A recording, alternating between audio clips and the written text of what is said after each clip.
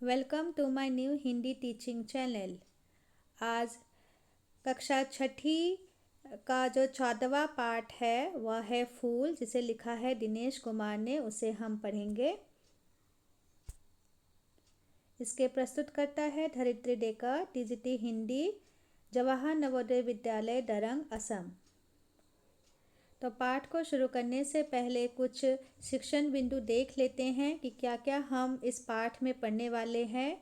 यहाँ पर कवि ने फूल की सुंदरता का वर्णन किया है, और जिससे कि हम कविता को पढ़ करके उसका रसास्वादन कर सकते हैं। छोटे छोटे बच्चों को ये फूल बहुत पसंद आते हैं, उनको बहुत भाते हैं और प्रसन्नचित करते हैं, ये हम जानेंगे। हवा के बहने के कारण फूल झूमते हुए सभी का स्वागत करते हैं।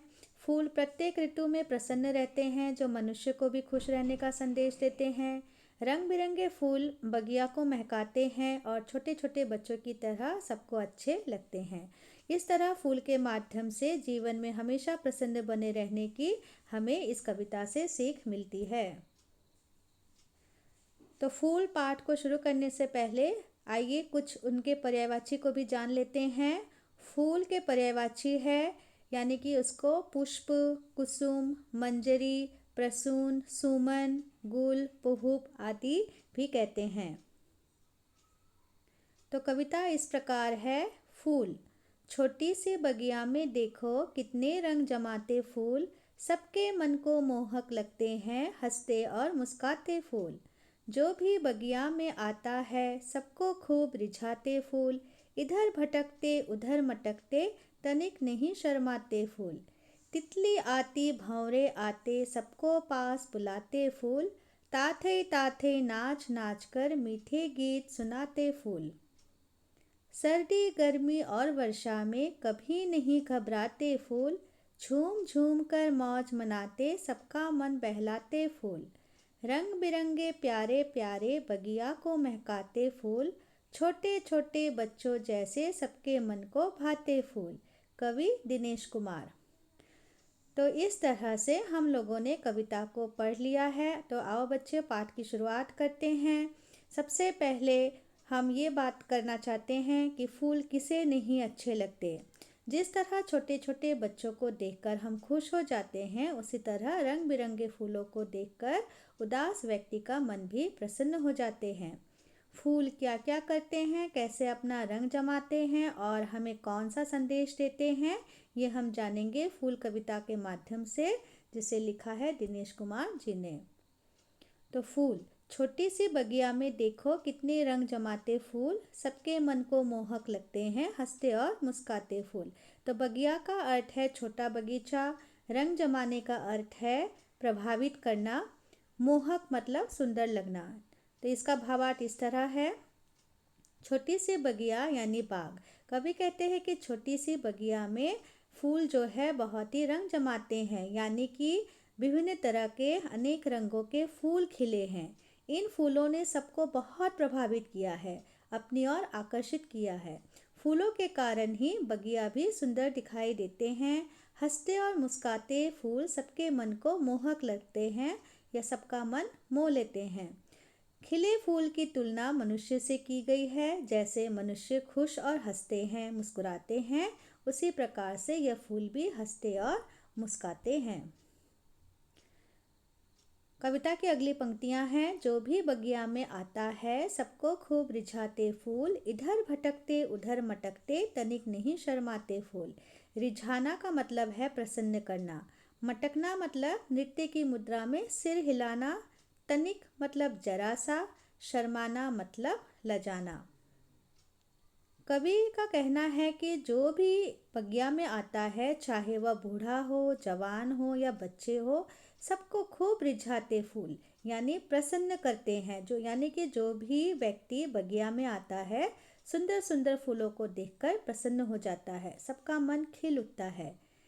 इसी के साथ जब हवा बहती है तो फूल इधर से उधर झूमने लगते हैं, मानो सबका स्वागत करने के लिए सिर हिला रहे हो, पर वे जरा भी नहीं शर्माते हैं, यानी कि हवा के बहने से फूल जो है झूमते हुए दिखाई देते हैं।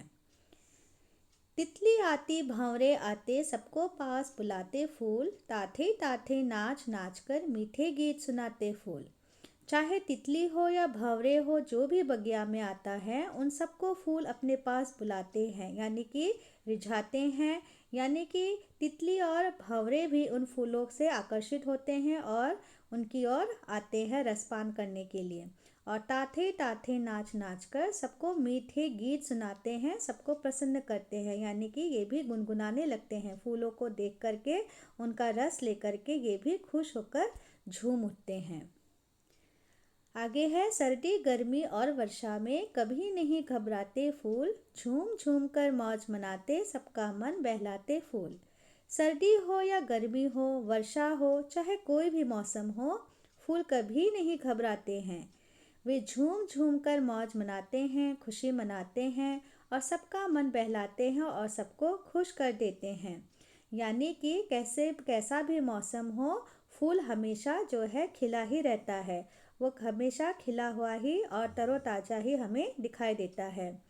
तो यहाँ पर एक संदेश भी है। वह संदेश ये है कि मनुष्य को भी उसी प्रकार हर क्षण का, हर समय का आनंद देना आना चाहिए।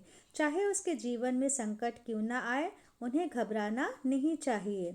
हमें डटकर, यानी मनुष्य को डटकर उसका सामना करना चाहिए और सभी के जीवन में खुशी देने की कोशिश करनी चाहिए, जैसे यहाँ फूल कर रहे हैं। यानी कि जैसी भी परिस्थितियाँ हों, फूल जैसे मुस्कुराते रहते हैं, झूमते रहते हैं, ठीक उसी प्रकार मनुष्य को भी क्या है, हर समय जो है प्रसन्नचित्त रहना चाहिए। रंग बिरंगे प्यारे प्यारे बगिया को महकाते फूल, छोटे छोटे बच्चों जैसे सबके मन को भाते फूल। इन पंक्तियों का भावार्थ है, अनेक रंगों के प्यारे प्यारे फूल अपनी खुशबू से सारे बगिया को महकाते हैं। हम लोग को पता ही है कि फूल जो है अपनी खुशबू बिखेरता है, यानी कि पूरा बगीचा जो है उनकी फूलों की खुशबू से सुगंधित हो जाता है और छोटे छोटे बच्चों की तरह ये सबके मन को भाते हैं। जिस प्रकार छोटे छोटे बच्चे सबको अच्छे लगते हैं, उसी तरह ये रंग बिरंगे प्यारे प्यारे सुंदर सुंदर फूल भी सबको अच्छे लगते हैं और सबके मन को भाते हैं। तो इस तरह से ये कविता का भावार्थ जो है हमें लिखना है। और आओ आगे हम इस कविता को एक बार गा करके भी इसका आनंद उठाते हैं। तो कविता को इस प्रकार भी गाया जा सकता है। छोटी सी बगिया में देखो कितने रंग जमाते फूल, सबके मन को मोहक लगते हंसते और मुस्काते फूल। जो भी बगिया में आता है सबको खूब रिझाते फूल, इधर भटकते उधर मटकते तनिक नहीं शर्माते फूल। तितली आती भंवरे आते सबको पास बुलाते फूल, ताथे ताथे नाच नाच कर मीठे गीत सुनाते फूल। सर्दी गर्मी और वर्षा में कभी नहीं घबराते फूल, झूम झूम कर मौज मनाते सबका मन बहलाते फूल। रंग बिरंगे प्यारे प्यारे बगिया को महकाते फूल, छोटे छोटे बच्चों जैसे सबके मन को भाते फूल। कवि दिनेश कुमार। इस तरह जो है इस कविता को हम लोग अलग अलग सुरों में गा करके इस कविता का आनंद भी ले सकते हैं। तो एक बार अंत में फिर से इस कविता का मूल भाव हम देख लेते हैं।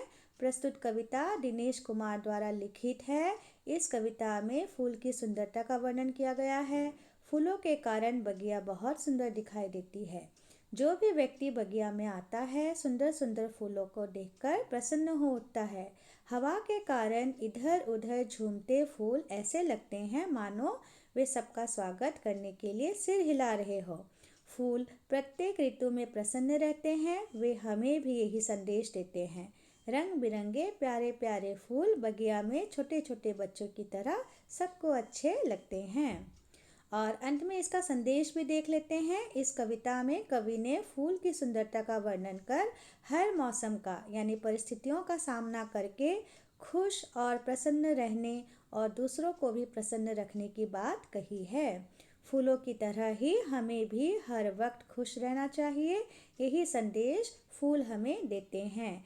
ये प्रकृति का एक अनोखी और सुंदर सृष्टि है। तो कुछ गृह कार्य है आप लोग को करना है, जैसे कि फूल सबका मन किस तरह मोह लेते हैं। दूसरा प्रश्न है फूल किसे अपने पास बुलाते हैं। तीसरा है फूल सबका मन किस तरह बहलाते हैं। चौथा है फूल कविता के कवि कौन हैं।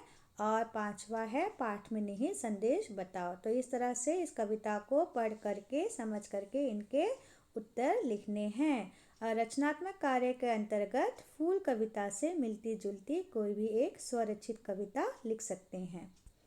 तो इसी के साथ फूल कविता यहीं पर समाप्त होती है। सभी को धन्यवाद।